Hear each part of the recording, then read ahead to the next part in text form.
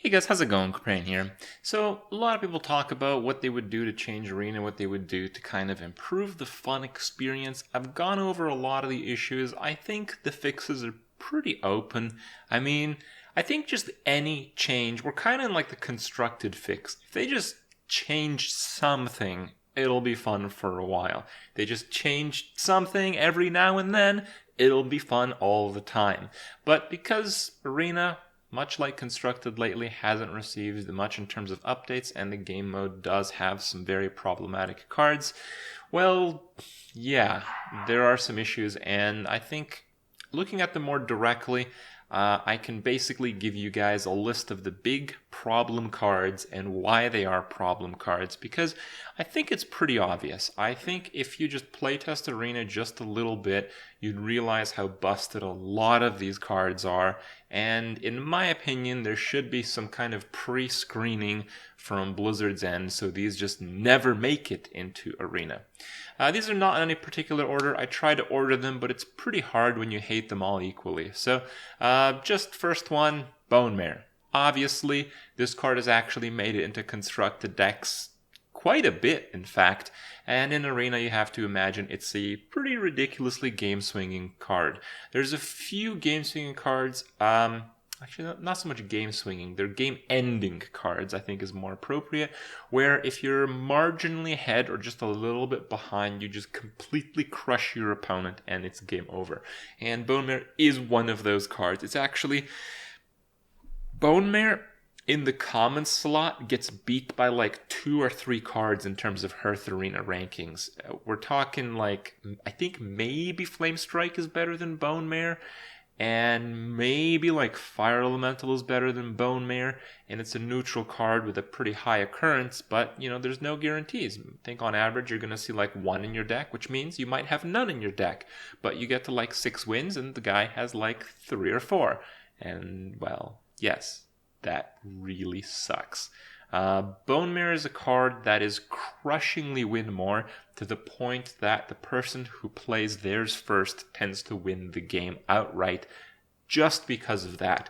Not only that, because it's a really high power level card that you have to use, it's often a dead card as well. So it has an extreme range of impact game to game. You might just be sitting on like 2 Bone Mares in your hand with no early game card to play, and you're losing the board because your opponent Bone Mared you before you could Bone Mare them. That sounds really stupid, but that's kind of the case. Then we have Cobalt Scalebane. Cobalt Scalebane is very similar to Bone Mare, a little bit less of a problem because Cobalt, if you're just a little bit behind, tends to not help you very much, but if you're just a little bit ahead, it has the same effect as Bone Mare, where you spiral completely out of control and just break the game, basically. Cobalt Scalebane is particularly strong to make use of low power level cards, so if you're winning because you drew your higher power level cards and you're playing crap like 4 mana 1/7 taunts, turning those into 4 mana 4/7 taunts is considerably better. When you're in a winning position, you want to have more attack, and if you play this in a winning position, it just really snowballs super hard to the point where if your opponent doesn't have a board clear, and again, it's Arena, some classes don't even have board clears, well, you can't do very much about it. And on a similar note, I have Death Speaker. These 3 cards that I mentioned, Bone Mare, Cobalt Scalebane, and Death Speaker, are probably in the top 5, maybe top 10 in some of the classes like Mage with really good commons, but they're among the best cards you can get for every class in Arena. So yes, that's kind of ridiculous. This card is just, again, in the mid game or the end game, if you're winning by a little bit, you completely crush your opponent, and that really sucks. We need cards that are... if they are win more cards, they need to have a higher cost. Not necessarily in terms of mana, but they need to have a higher price to pay. There's cards out there, even dare I say like Flame Tongue Totem. I know like Flame Tongue Totem, you can just design a deck wholly around it with small minions and stuff, but in Arena, Flame Tongue is kind of a high risk card because often enough you go into top deck mode. Often enough you just need a card to play on turn 2, and that's not it. These cards, believe it or not, the ones introduced in the last expansion, they don't have costs as high as that. Bone Marrow, you can just play it as a 5/5. Cobalt Scalebane, 5 mana, 5/5. That's perfect. That's no cost. Death Speaker, in this case, 3 mana, 2/4. It's not great, but it's not bad. It will trade for most 2-drops, which is what you want out of your 3-drops. So these are extremely crushing win more cards that don't really have a cost. There's no downside. You just play them anyway. And if you play them in a bad spot, they're okay. If you play in a good spot, you instantly win the game. And that's bullshit. And I have just mandatory on the list, Ultimate Infestation. If you've read all the text lines of this card, you'd know why this card is really unfair in any game mode, particularly in Arena, where people are generally playing fairly low power decks. Yes, this card should really not be there. Then I want to put Vicious Fledgling on the list, of course. Now, what Blizzard did is they reduced the occurrence by 50%, but that doesn't really do very much. This card is very much, if your opponent has it and you can't contest it and you can't remove it, and early game removal is pretty premium in Arena. You don't always have that available. Typically, it just wins the game, most of the time at least. And that's really dumb. If the game can be completely decided on turn 3 or turn 2 with a coin based on RNG and you not having a fairly specific answer in most cases, well, it happening half the time doesn't make it any less soul-crushing when it does happen. And it happens a lot still. Then I talk about how Death Knight should not be in Arena. I think that mostly targets a few Death Knight cards. I think things like the Rogue Death Knight, they're pretty fair. Things like the Shaman Death Knight, they're okay. Shaman needs a lot of cards to stay on the board to begin with, so winning a little bit more. Now they have a board, it's not bad. There's worse offenders out there. But there's a couple of hero cards that I think just should not exist in the game whatsoever. So Mage in Arena kind of plays often enough. It's one of the more flexible classes, but often enough, Mage is playing the game where they want to make use of their extremely efficient and high value removal and board clear capabilities in the mid to the late game. Now, when they get Frostless Jaina, which is the next card on my list here, that gets completely turned around, because if they ever come to a spot where they might, maybe stabilize and they have this, it's just game over. There is no card that keeps up with the value of Frostless Jaina. There just isn't any. So you come to a situation where, sometimes you have to play a mid-range deck. That's what you're given. Sometimes you have to play a control deck. That's what you're given. So you're battling it out with the mage. You might have a couple polymorphs, a couple other removals. So you bait it out, try this, try that. You're in a position where you both have a couple of cards left, and it's nearing the end game where top decks really matter, and trying to balance your life pool versus value versus tempo is at a peak.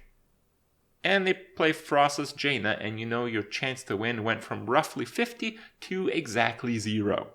And that's just not okay, in my opinion. This card is just on a completely next level power level. And cards like that, I think, need to be fairly restricted in Arena. The other Death Knight I think is just really unfair is Shadow Reaper Anduin. It's mostly because of the play effect. So when you're playing against Priest, the way you beat Priest is by having bigger minions than the Priest. That's how you do it in Arena, or just tempo them out in the first few turns. But again, you're not always given that tempo deck. You're not always given that aggro deck that's capable of doing that. So you don't get to choose whether you can do that or not. To some degree you do through the draft, but not really. You typically are given a set number of high power level cards, and you are given the deck type. Then you make a few of the choices to adjust it. So sometimes you just have a mid-range deck. Sometimes you just have a control deck. You're playing against Priest. You win by having bigger minions most of the time. And yeah, you can play around Shadow Word Death. You can bait a card for Shadow Word Death. You can bait a card for Mind Control, which is actually pretty interesting. There's a lot of very high-level technical play when it comes to doing that. Now, one card you absolutely cannot play around is Mass Shadow Word Death in the form of Shadow Reaper Anduin. You can't do that. You just can't. If you're playing around Shadow Reaper Anduin, you will just not beat almost any priest that you'll play against in Arena. And the issue with that is Shadow Reaper Anduin, yeah, it shows up, 1 in 25, 1 in 30 priest drafts? Let's say it's 1 in 10. Typically, you're given that state when less than half the deck has been drawn. Even if it's 1 in 10, which it's not. Okay, they have drawn half the deck, approximately, but you never keep Shadow Reaper Anduin in Arena. So, really, 5% chance. You'd never play against a 5% option for you to lose the game versus winning the game otherwise. Never do that in Arena. There's just no case for it. You wouldn't even do it for Flame Strike. You just wouldn't do it. The odds don't make sense to play around this card, but yeah, let's say 5%, probably more like 2% by the way, but let's say 5% of the time, you instantly lose. So you make the right play and you instantly lose. That is just the worst feeling. It's the worst feeling. Especially when you're streaming and people tell you to play around Shadow Reaper Anduin, and you know they're wrong, but then they actually have it, and then okay, that's just me. All right. Last few cards on my list, I have Cabal Talon Priest. This card, when it came out, was just bullshit. Priest is one of the best arena classes just because of this card, just because you draft like 5 and you'd play one on the other, on the other, on the other, on the other. And it's basically a 3 mana, 3/7 for a class that wins if it has minions that can stick on the board. Obviously, with a card like that, it sticks on the board. Again, just a crazy power level card in the common slot, in the class card slot, which means it has extremely high occurrence in Arena, and there's not much play around. Like, yeah, against the Priest, you typically trade against their 2-drop. That's it. But how often can you do that? Half the time? Sucks to lose against this. Then Vilespine Slayer. Vilespine Slayer is really an annoying card to play around. I think it's pretty good for Constructed because Rogue needs that help, needs that extra bit of removal. But in Arena, Rogue and Mage are kind of like the removal tempo kings, and having a card that is more efficient than all the prior options really gets a bit out of control. Not only that, again, we have that issue where it's an epic quality card. Epics are still pretty rare. You can choose to play around Vilespine at the high wins if you're ahead enough, but usually you're not, because Rogue is a tempo class, which means you're typically behind. And if you're behind, you can't afford to play around with the fairly small chance that they have a very specific epic card. So a lot of the time, you're forced into playing something into Vilespine, then they have it, then you lose, and that's bullshit. Then we have Primordial Glyph. I think out of all the cards on this list, the one that frustrates me the most is this one. The fact that you get the mana discount on another turn basically makes the mage's opportunities, just ultimate. Like, you cannot play around these things. You see Primordial Glyph on turn 2, you might have to play around a 5 mana Flame Strike. Can you play around a 5 mana Flame Strike? You cannot. It's not possible to do that and have any chance at winning the game. So you're just forced into positions where you're no longer playing around cards, which basically means you go from playing what was once a strategy game into playing a fancy version of solitaire single player. So that's just not cool. I like Arena for a lot of the reasons that I think a lot of you guys like to play Arena. It's a very interesting dynamic game mode where you have to adapt, make the best out of a given situation, and it used to be the case that you were rewarded for doing so. These days, it's, who has the first Bone Mare, who has the first Cobalt Scalebane, who has their Death Knight when they need it, who has the epic removal card or whatever crap that you can't be bothered to play around because it's not right to play around it, and then you lose because they have it. It's a lot of that. And I think Blizzard can do us all a big solid by just screening some of these cards. I think it's really clear the problem cards before they get introduced into the game when a new expansion comes out. I don't think I'd miss playing around Bone Mares if they didn't exist in Arena's expansion. I'd be like, oh man, I really wish Bone Mare was in Arena. I would love to play Arena with lots of Bone Mares. Nobody thinks that. Alright, so hopefully some consideration. Hopefully the message reaches the right people and possibly something can be done. For now, hope you guys enjoyed my opinion. Let me know what you think, and I'll see you guys tomorrow.